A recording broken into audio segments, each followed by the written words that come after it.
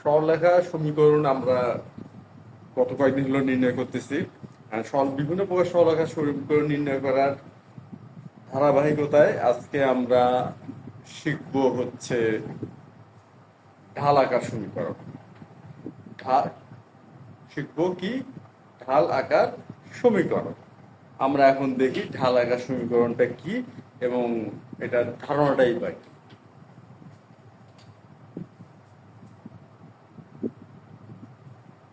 এগুলো এক্স অক্ষ, x x prime এবং এটা হচ্ছে ওয়াই অক্ষ, ওয়াই ও ওয়াই প্রাইম। মনে করি এবি একটি সরলরেখা, এবি একটি সরলরেখা এক্স অক্ষকে এম, সরি এম না, সাপোজ এক্স অক্ষকে পি এবং ওয়াই অক্ষকে কি বিন্দুতে সেট করে। বিষয়টা কি দাঁড়ালো? এক্স ওয়াই সমতলে এবি একটি সরলরেখা যা কিনা এক্স অক্ষকে পি এবং ওয়াই অক্ষকে কি বিন্দুতে সেট করে। এখন যদি ও কিউ, এই অংশটুকু হলো ও কিউ, ও কিউ সমান সমান সি হয়, এই অংশটুকু সি হয় এবং এখানে যে কোণটা উৎপন্ন হলো সেটা যদি আমরা ঢালটা বের করি, অর্থাৎ এবি রেখার ঢাল যদি এম হয় এবং এই যে উৎপন্ন কোণটা যদি থিটা হয়, অর্থাৎ কোণ এ বি ও থিটা হয়, সেক্ষেত্রে এই এবি রেখার সমীকরণটা কি হবে? তো আমরা এগুলো জানি, আর এই হলো আমাদের চিত্র। এখন আমরা এবি রেখার সমীকরণটা নির্ণয় করি। আমরা জানি এবি রেখার সমীকরণ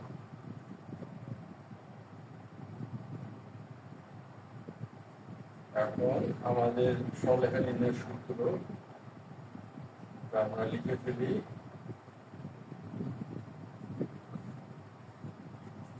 এখানে ঢাল এম, ধরে নিলাম যে ঢাল এম দেওয়া আছে, সেই ক্ষেত্রে এবং এখানে আমরা ও কিউ সমান সি, ও কিউ যদি সি হয় তাহলে কি বিন্দু স্থানাঙ্ক কি দাঁড়ালো? ও সি। সুতরাং কি বিন্দু স্থানাঙ্ক দাঁড়াচ্ছে? ও সি। এখন এবি সরলরেখার উপর কি বিন্দুটা অবস্থিত? সেক্ষেত্রে আমাদের নির্দিষ্ট বিন্দুর স্থানাঙ্ক হচ্ছে ও সি এবং ঢাল এম। এখন আমরা দেখি ওয়াই সাব ওয়ান কি দাঁড়াচ্ছে? C M X minus zero বা ওয়াই মাইনাস সি সমান সমান এম এক্স, অতএব ওয়াই সমান সমান এম এক্স প্লাস সি। আমাদের এবি রেখার সমীকরণটা চলে আসবে বা আমরা নির্ণয় করে ফেললাম। এখন আমরা খেয়াল করি এখান থেকে কি কি সিদ্ধান্ত নেওয়া যায় বা আমরা কি বা এখান থেকে শিখলাম, নতুন কি শিখলাম?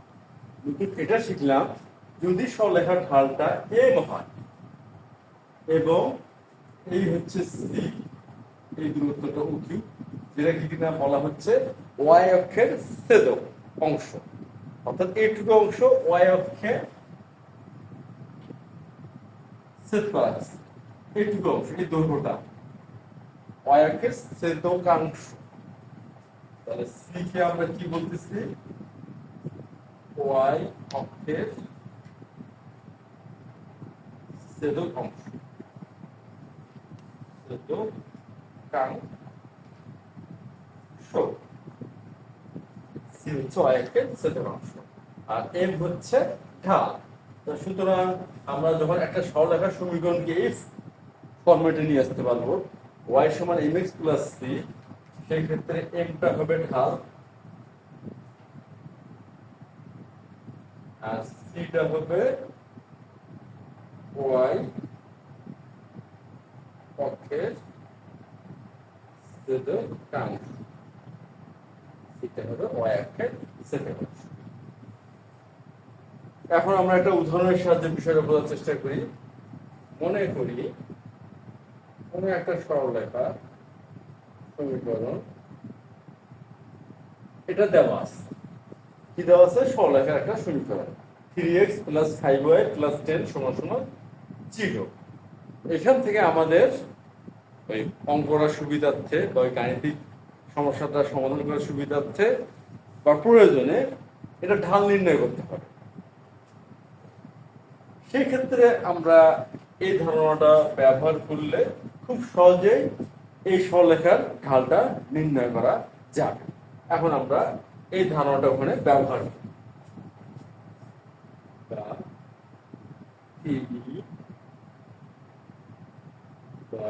5y সমান সমান -3x - 10। এখন উভয় পক্ষকে আমরা 5 দ্বারা ভাগ করি। যদি 5 দ্বারা ভাগ করি বা 5 দ্বারা ভাগ করি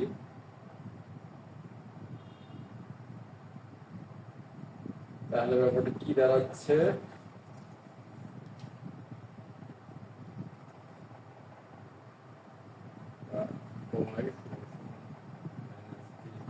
-5x - 2 y।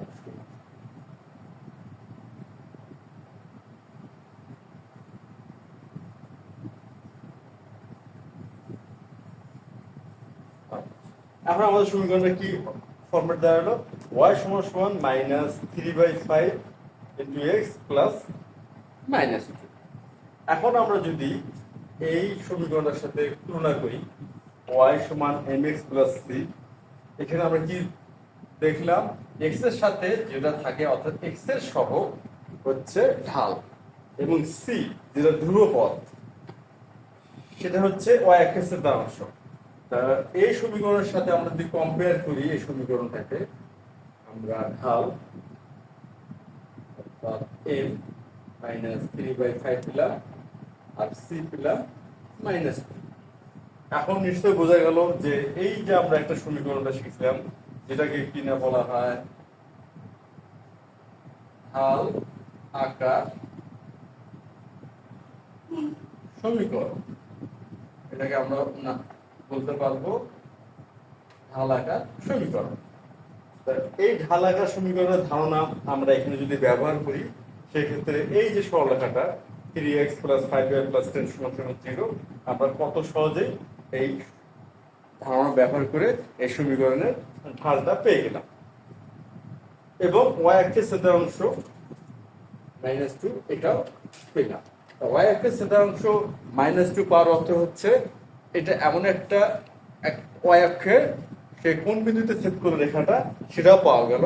y অক্ষের ছেদনাংশ -2 মানে হচ্ছে y অক্ষের ছেদ বিন্দুতে কি হবে? আমরা জানি y অক্ষে x স্থানাঙ্ক 0 হয়, সেই ক্ষেত্রে y অক্ষের ছেদ বিন্দুটা হচ্ছে 0 -2। আমরা এরপরে বিন্দু পেয়ে গেলাম এবং ঢালও পেয়ে গেলাম। এই হচ্ছে এই ঢাল আকার সমীকরণ ব্যবহার করার সুবিধা। এখন আমরা দেখি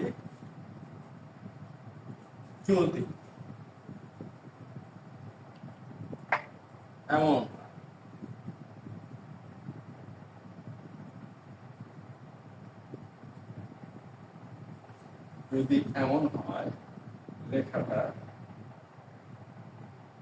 এবি রেখায় সাপোজ এইভাবে অর্থাৎ এক্স অক্ষে এইভাবে সেট করলো আর y অক্ষের নিচের দিকে সেট, সেই ক্ষেত্রে এইটুকু দূরত্ব কে যদি আমরা সি ধরে নেই এই বিন্দুর স্থানাঙ্ক হবে হচ্ছে 0 মাইনাস, কি হবে 0 মাইনাস। এবং এটার ঢাল যদি এম ধরে নেই, এটার ঢাল আমরা কি ধরে নিলাম এম, সেক্ষেত্রে সমীকরণটা কি দাঁড়ায়? সমীকরণটা দাঁড়াবে y মাইনাস y1 সমান সমান m into x minus x1, বা এখন y সাব 1 হচ্ছে মাইনাস c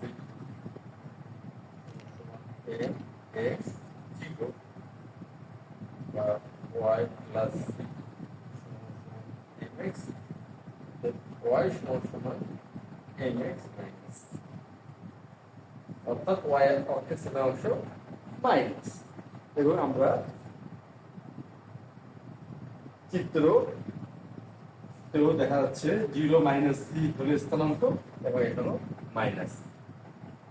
সুতরাং আমরা এই সমীকরণের ঢালের মান ধনাত্মক না ঋণাত্মক এবং সি ধনাত্মক না ঋণাত্মক, এটা খেয়াল করে আমরা একটা ওই রেখাটির লেখচিত্র কেমন হতে পারে সেই ধারণাটাও বের করতে পারবো বা দাঁড় করাতে পারবো।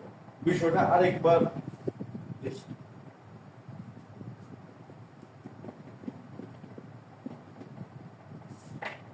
যদি এমন y সমান সমান mx প্লাস c, সেক্ষেত্রে আমার সমীকরণটা লেখচিত্রটা হচ্ছে এমন হবে y সমান mx প্লাস c, কারণ এখানে ঢাল হলো ধনাত্মক, সিও ধনাত্মক, সেক্ষেত্রে লেখচিত্রটা হবে এমন। যদি এমন হয় y সমান সমান mx মাইনাস c, সেক্ষেত্রে লেখচিত্রটা হচ্ছে y সমান mx plus minus c, m হচ্ছে ধনাত্মক, m যেহেতু ধনাত্মক, ঢাল ধনাত্মক, অর্থাৎ উৎপন্ন কোণটা হবে সূক্ষ্মকোণ। সেক্ষেত্রে আমাদের লেখচিত্র হচ্ছে এমন, এই কোণটা সূক্ষ্মকোণ, x অক্ষ ধনাত্মক দিকের সাথে যদি সূক্ষ্মকোণ উৎপন্ন করে সেক্ষেত্রে ঢাল হয় ধনাত্মক, আর এটা হবে মাইনাস সি, কয়েকটা নিচের দিকে একটা। যদি এমন হয় y সমান সমান মাইনাস এক্স প্লাস, সেই ক্ষেত্রে লেখচিত্রটা কেমন হবে? ঢাল হচ্ছে ঋণাত্মক, অর্থাৎ এক্স অক্ষের ধনাত্মক দিকের সাথে উৎপন্ন কোণটা হবে স্থূলকোণ, আর সি হচ্ছে ধনাত্মক। সেক্ষেত্রে এই রেখাটি y অক্ষের উপরের দিকে, অর্থাৎ এক্স অক্ষের উপরে সেট করতেছে y অক্ষ। সেই ক্ষেত্রে আমাদের লেখচিত্রটা হচ্ছে এমন, এই যে উৎপন্ন কোণটা স্থূলকোণ, y অক্ষের ছেদাংশ হচ্ছে সি বা প্লাস উপরে। যদি এমন হয় y সমান সমান মাইনাস এক্স মাইনাস সি, এখানে একটা জিনিস খেয়াল করি, ঢাল ঋণাত্মক, সুতরাং কোণটি হবে স্থূলকোণ, এবং সি y অক্ষের ছেদাংশ ঋণাত্মক, অর্থাৎ রেখাটি এক্স অক্ষের নিচের দিকে বা y অক্ষের নিচে দিয়ে যাবে, ঢাল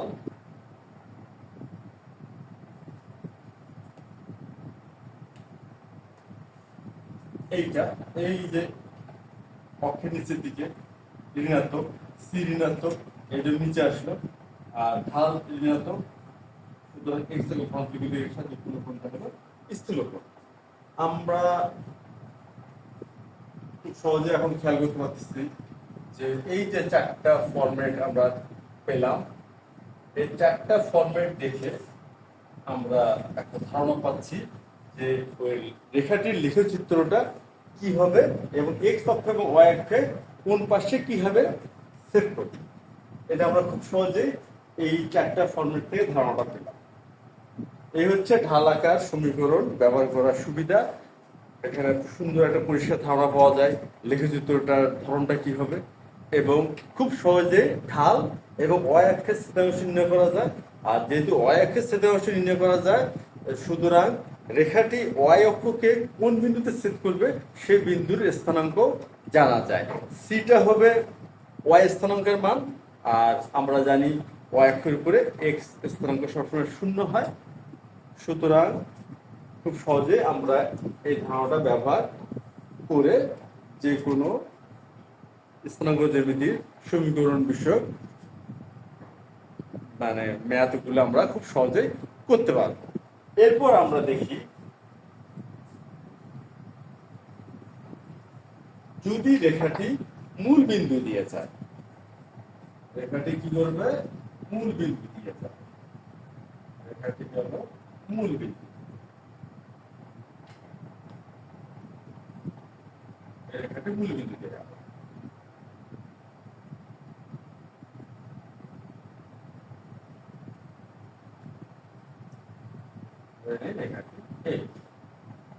রেখাটি মূল বিন্দু। এখন আমরা দেখি এক্সটাকে ভৌমিক হিসাবে উৎপন্ন কোণ থিটা, যেটা হলো সূক্ষ্মকোণ, ঢাল ধনাত্মক। কিন্তু রেখাটি মূল বিন্দু দিয়ে যাওয়াতে সেটা কি দাঁড়ালো, যে এখানে সি নাই, সি অনুপস্থিত, অর্থাৎ সি এর মান শূন্য। কেন সি এর মান শূন্য? এই জন্য বলা হচ্ছে মূল বিন্দুতে যাওয়াতে এটা ওয়াই অক্ষকে ছেদ করেনি। আবার বলতেছি, রেখাটি মূল বিন্দু দিয়ে যাওয়াতে এটা ওয়াই অক্ষকে ছেদ করেনি। আর সি হচ্ছে ওয়াই অক্ষের ছেদক অংশ, সি ওয়াই অক্ষের ছেদক অংশ, আর রেখাটির মূল বিন্দু গামী। সুতরাং এটাতে সি অনুপস্থিত, অর্থাৎ সি এর মান শূন্য এবং ঢাল হচ্ছে ধনাত্মক। এখন এই যে আমাদের রেখার সমীকরণটা, সি যদি অনুপস্থিত থাকে অর্থাৎ সি এর মান যদি শূন্য হয়, সেক্ষেত্রে ওয়াই সমান সমান হবে এন এক্স।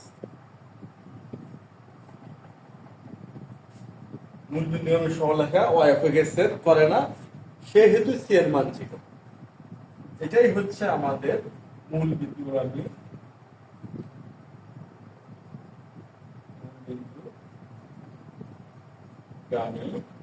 সরলরেখার সমীকরণ। সরলরেখার সমীকরণ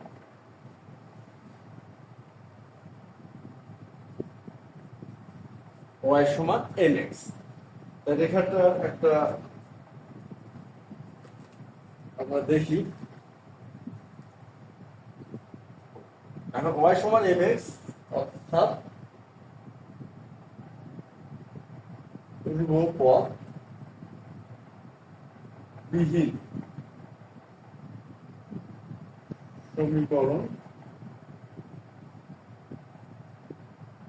সমীকরণই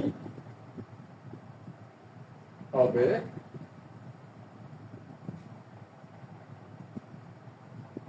মূল বিন্দু।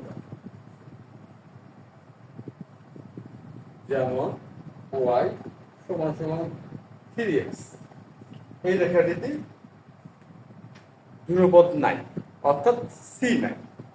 সি যেহেতু নাই, এই রেখাটি ওয়াই অক্ষকে ছেদ করেনি, মূল বিন্দু দিয়ে গেছে। এই ধরনের রেখাগুলো মূল বিন্দু না। ধারণা আমরা কোথায় থেকে পেলাম? এখানে ওয়াই সমান এম এক্স। এখন তাহলে বোঝা যাচ্ছে যে একটি রেখা যখন ওয়াই অক্ষকে ছেদ করে এবং ঢাল ধনাত্মক বা ঋণাত্মক হয় এবং ওয়াই অক্ষের উপরের অংশে বা নিচের অংশে ছেদ করে, সেক্ষেত্রে রেখাটির সমীকরণ কেমন হতে পারে। আর রেখাটি যদি মূল বিন্দু দিয়ে যায়, তারও সমীকরণ কেমন হতে পারে, আমরা আজকে এটা নিয়ে আলোচনা করলাম এবং বোঝার চেষ্টা করলাম। আশা করি বিষয়টা মোটামুটি ভালোই বোঝা গেছে। তো আজ এ পর্যন্তই। আগামীতে সরলরেখার ভিন্ন আরো কিছু সমীকরণ নিয়ে আমরা আলোচনা করব। ধন্যবাদ।